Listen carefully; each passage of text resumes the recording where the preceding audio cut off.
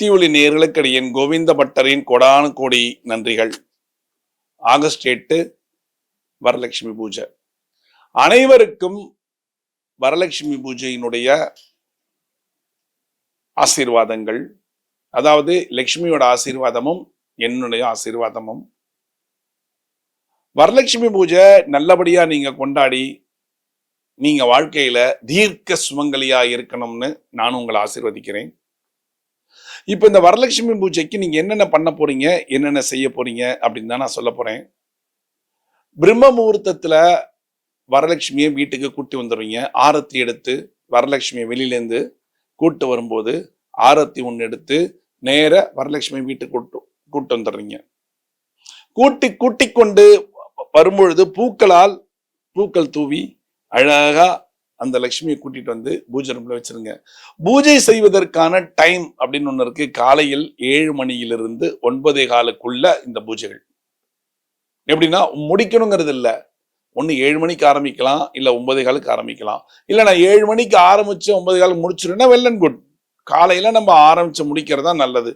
ஏன்னா கூட்டி கொண்டு வந்த வரலட்சுமியை காக்க வைக்க கூடாது. கரெக்டுங்களா?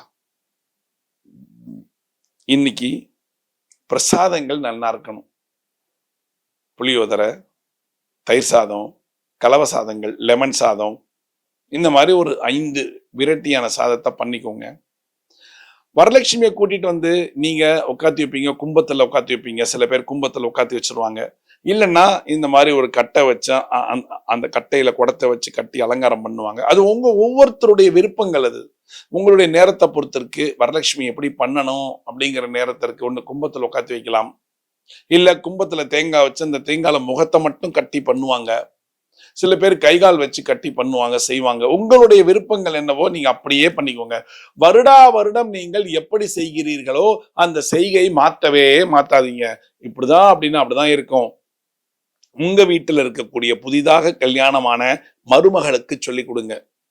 இது இப்படி என்னென்ன பண்ணணும். ஏன்னா அடுத்தடுத்த லெவல்ல இது போயிட்டே இருக்குன்னு இந்த பூஜை நிற்க கூடாது.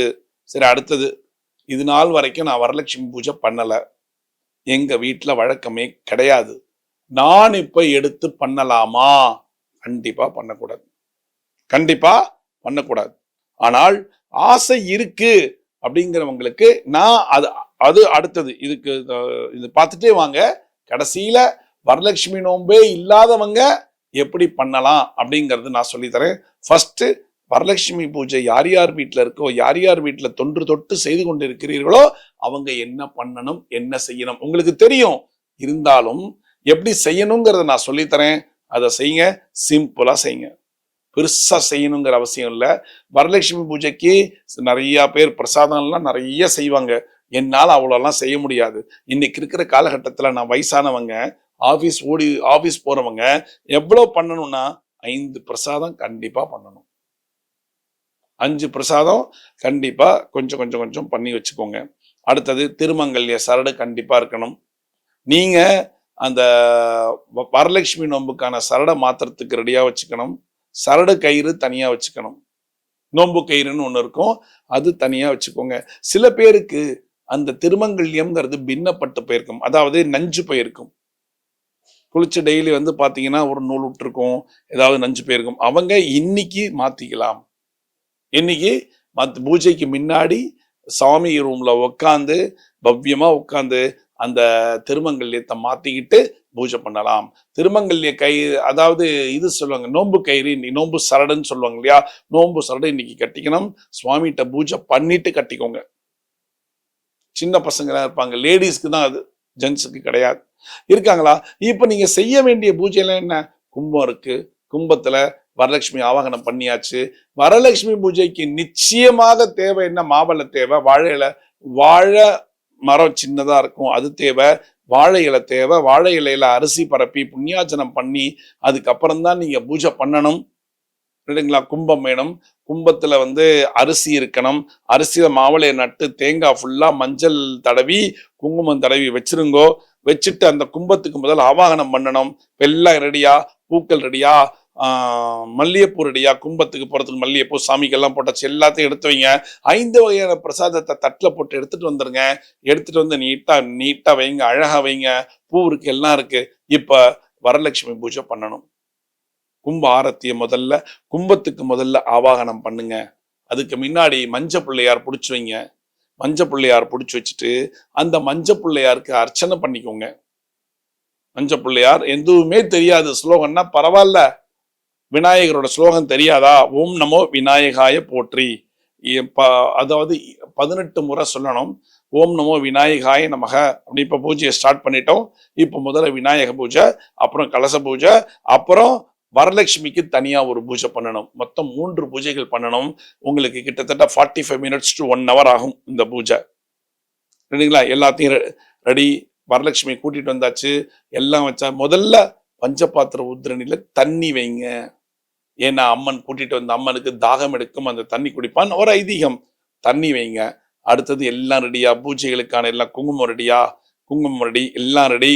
இப்போ அந்த பூஜையை ஸ்டார்ட் பண்ண போறோம். தூபம் ரெடி. இப்ப முதல்ல பிள்ளையாருக்கான பூஜையை பண்ணுங்க. அந்த பிள்ளையார் பிடிச்சி வச்சிருக்கீங்க, மஞ்சள் குங்குமம் வச்சிட்டீங்களா? அப்போ பூஜையை போட்டு அதுக்கான பூவை கொஞ்சம் கீழாக போட்டு எல்லாம் பண்ணிட்டு 2 வாழைப்பழம், 2 வெத்தலை, 2 பாக்கு, 2 வாழைப்பழம் வச்சுட்டு என்ன பண்ணணும்? பிள்ளையாருக்கு அர்ச்சனை பண்ணணும். ஓம் நமோ விநாயகாய போற்றின்னு 18 முறை சொல்லிட்டு 18 முறை சொல்லி முடிச்ச அப்புறம் அந்த இது நெய்வேத்தியம் இருக்கு இல்லையா, வெத்தலை பாக்கு பழம், அதை அப்படியே நிவேதனம் பண்ண வேண்டும். ஓம் நமோ நாராயணாய.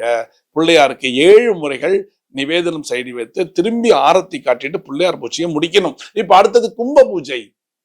தனியா கும்பத்துக்கான பூஜை. எதுக்காக பண்றோம் இந்த கும்ப பூஜை? வரலட்சுமி அடுத்த வேறொரு கும்பத்துல வச்சிருக்கீங்க வரலட்சுமி, அது தனி. பிள்ளையார் பூஜை முடிச்சாச்சு, கும்ப பூஜை முடிச்சாச்சு, கும்ப பூஜைக்கு வந்திருக்கோம். கும்ப பூஜையை கும்பத்தை தொட்டி ஓம் நமோ வருணாய நமக.